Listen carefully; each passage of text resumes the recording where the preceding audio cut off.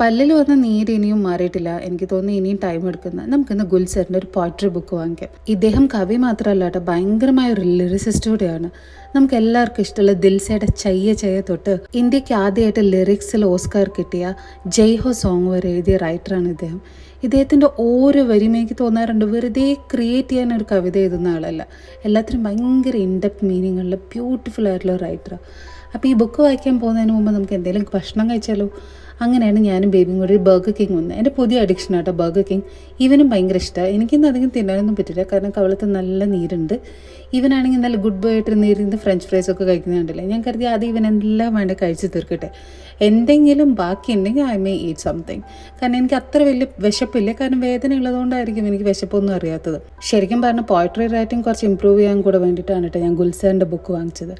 അപ്പോൾ ശരി, ഫോളോ ചെയ്യണേ. നമുക്ക് പിന്നെയും വീഡിയോസ് പോസ്റ്റ് ചെയ്യാം. ഞങ്ങളൊരു വാക്കിന് പാട്ട്. Bye, take care.